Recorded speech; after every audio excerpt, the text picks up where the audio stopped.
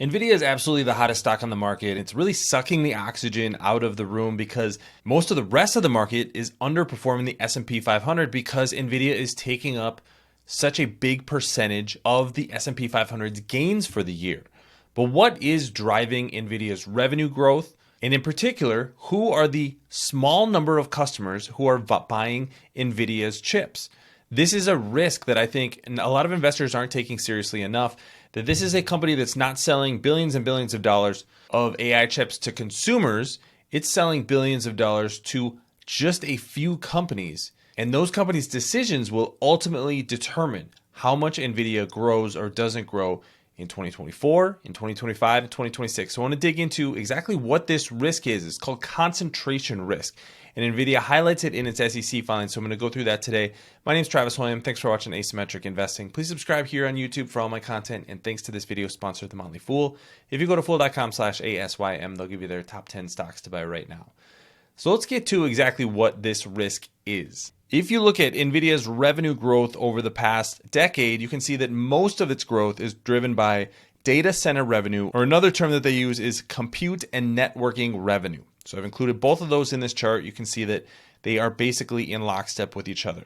This is why this is so important. This is the company's 10K filing for fiscal 2024. I'm going to show first quarter fiscal 2025 in just a second as well. You can see that one of the risks that they have called out, and this is on page 40, is that they have a huge concentration of revenue. So what they say here is customer A represents 13% of total revenue for fiscal 2024, and that was attributable to compute and networking segment.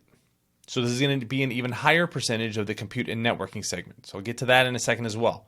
One indirect customer, which primarily purchases our products through systems integrators and distributors, including through customer A, is estimated to have represented approximately 19% of total revenue for fiscal 2024. So there's going to be a little bit of overlap between those two, but we don't know exactly how much. For now, let's add these two together and just say that these two customers represent about 32% of revenue.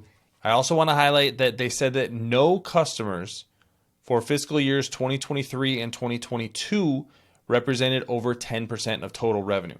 So the concentration risk for Nvidia is going up as the company grows. On the top here, you can see compute and networking as a percentage of total revenue. So what they reported is that about 32% of revenue, or 32% of $60.9 billion, is attributable to two customers. But those customers are entirely in the compute and networking segment. So that means that based on these numbers, 41% of compute and networking revenue in fiscal 2024 was attributable to just two customers. Let's do this same exercise for the first quarter of 2025. Customer A represents their 13% of total revenue, and sales to a second direct customer, customer B, represents 11% of total revenue for the first quarter, both of which were attributable to compute and networking segment. So they're saying that these two direct customers account for 24% of revenue. Now, if we do that same exercise, it turns out that about 28% of compute and networking revenue is attributable to just two customers. And again, no customer in the first fiscal quarter of 2024 represented over 10% of revenue. So if we go back to those 2024 numbers, it means that their concentration risk was actually increasing as the year went on. Here's the other note. Two indirect customers each represented 10% or more of total revenue for the first quarter of 2025. One of those indirect customers purchased our products primarily through direct customer B. Both were attributable to compute and networking segment. So there's two direct customers who are accounting for 24% of revenue, and there's two indirect customers that account for over 10% of revenue. We don't know exactly how much that is. And some of that money is going through what they call customer B. We don't know exactly the details of who exactly is buying what from Nvidia, but we do know that in excess of 25, maybe even 30% of revenue is coming from just two customers. That is incredibly high concentration risk for a chip maker. Thanks to our friends at The Motley Fool for sponsoring this video. Visit fool.com/ASYM for the top 10 stocks to buy right now. Now, I think it's pretty easy to assume that Meta Platforms and Microsoft are the two companies that are buying the most Nvidia chips right now. Alphabet's the other company that's putting around the same amount of money in that $40-50 billion per year into capital expenditures, but they're doing that a lot of that with their own chips, with TPUs. They are buying Nvidia chips, but Meta and Microsoft are the two companies that are absolutely writing massive checks, so they're likely customer A and customer B, or those indirect customers that I talked about earlier. But the other tie that I think is interesting with Nvidia is companies like CoreWeave.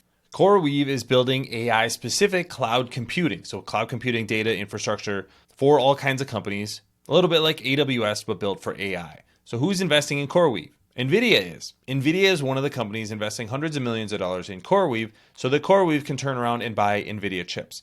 So now you have Nvidia relying on a relatively small number of customers. Some of those customers, Nvidia itself is actually funding.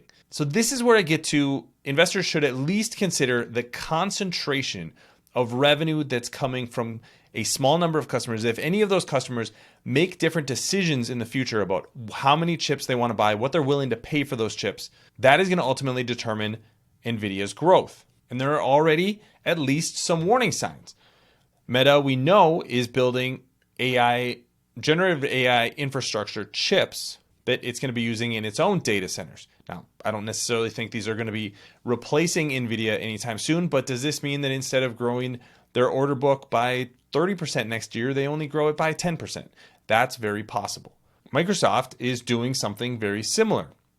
And they have talked in the past about the fact that since they are so integrated with OpenAI, they're able to actually design chips that are able to run AI inference and OpenAI inference more effectively because they can tune to a single model. So the reason this concentration is so important for NVIDIA is it changes the incentives in the entire ecosystem. If you have hundreds of millions of customers buying your product, like a company like Apple, it's basically impossible for any one of those customers to have any sort of control over you as a supplier. If a customer says, you know what, I would rather that Apple includes a certain feature, you can just go buy that phone with the features from a different manufacturer. And that one customer isn't going to fundamentally change Apple as a company in the way that they operate. NVIDIA, on the other hand, is getting a huge percent of its revenue from a small number of customers. When demand exceeds supply, NVIDIA has all the power in the world.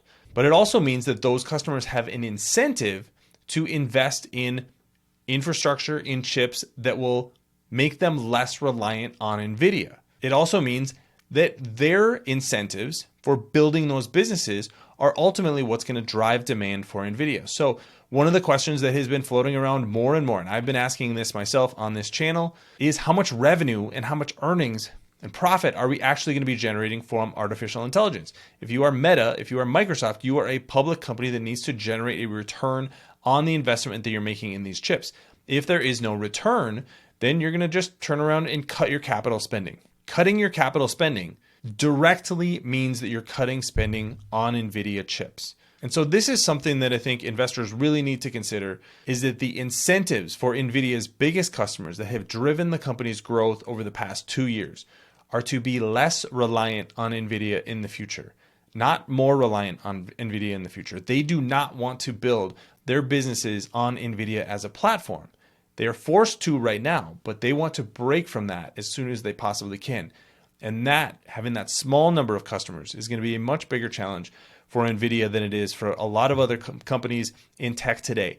Amazon, Microsoft, Google, Apple, all of these companies have millions of customers. And that means that they have the operating leverage. That means that no single customer has control over their destiny as a company. That's not the case with NVIDIA today. It is very reliant on just a handful of customers, and their future and the decisions that they make will ultimately determine NVIDIA's future as well. So something to think about. Let me know what you think about NVIDIA's concentration risk in the comment section below. Don't forget to subscribe to Asymmetric Investing. Thanks for watching, everybody. See you here next time.